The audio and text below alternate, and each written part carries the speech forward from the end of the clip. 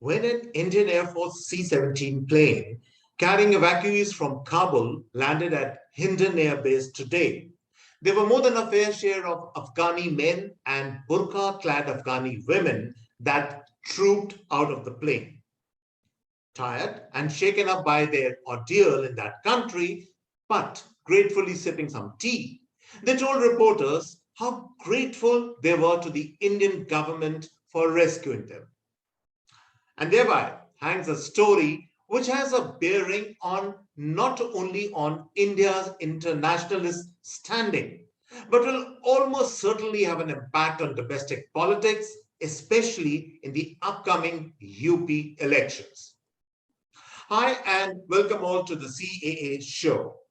My name is Juggi Bhasin. CAA is, of course, conversations and analysis.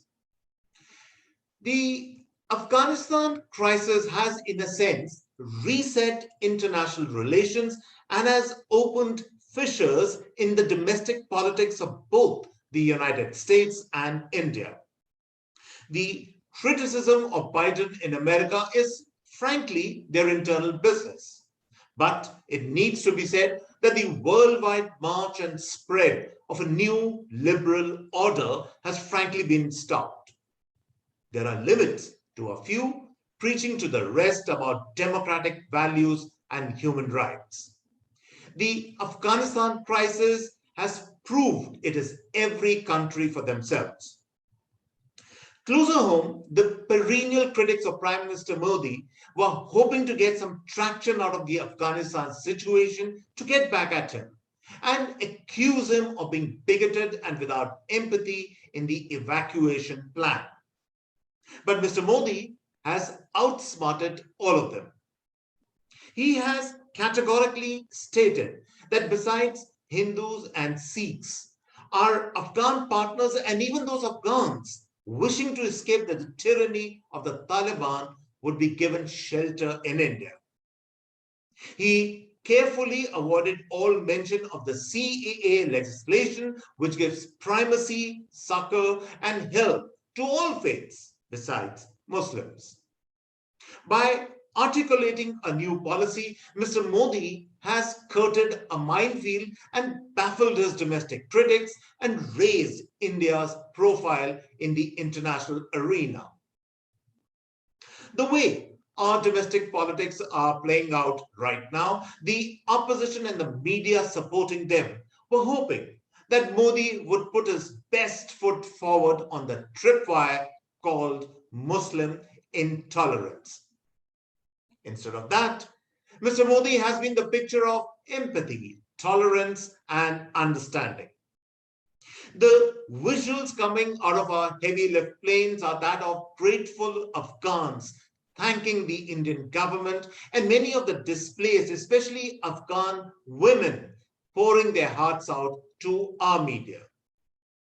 Their suggestion is unmistakable and clear. India is the only stable, secular, accommodating, and empathetic country in the entire region, the subcontinent, and South Asia. All this, of course, cannot be music to the opposition ears and its supporting media. Yesterday, an old trenchant critic of Mr. Modi, I am referring to the Wire's Mr. Karan Thapa, in an interview with former Foreign Affairs Mandarin Shyam Saran, kept on asking him what was wrong in Mr. Modi's Afghanistan evacuation policy. Shyam Saran at least 3 times told him he could not spot a single flaw in the policy. The look of consternation and disappointment on Mr. Thapa's face, well, that could be a Kodak moment. Ditto for another critic of the Modi government, Ms. Tavleen Singh. In her Indian Express Sunday column, unable to find a single flaw, she flung a general charge at the Modi government that the RSS was Talibanizing Hindus. Frankly, the Taliban takeover has removed the scales from many people's eyes and adjusted their blinkered view that Mr. Modi was some kind of a tyrant of South Asia and democracy was in peril in India. The diabolic face of the Taliban, the ruthless, savage, manipulating backroom role played by Pakistan, the opportunistic wolf warrior diplomacy of the Chinese, the sheer incompetence and doublespeak of many in the West has all been exposed in the current crisis. In contrast, the sober, empathetic, morally upright role of India in the present crisis under the leadership of Mr. Modi is being appreciated in most world capitals. Not a day passes when our foreign minister and the American Secretary of State, Anthony Blinken, do not talk to each other and share notes. The entire propaganda machinery of vested interests operating full blast during the second wave of the pandemic against India and the government has been exposed. And frankly, more than anyone else in the world, it is our own people, both within the country and those ensconced outside in distant lands in academia and media, that have made it their life mission to keep pulling down this government.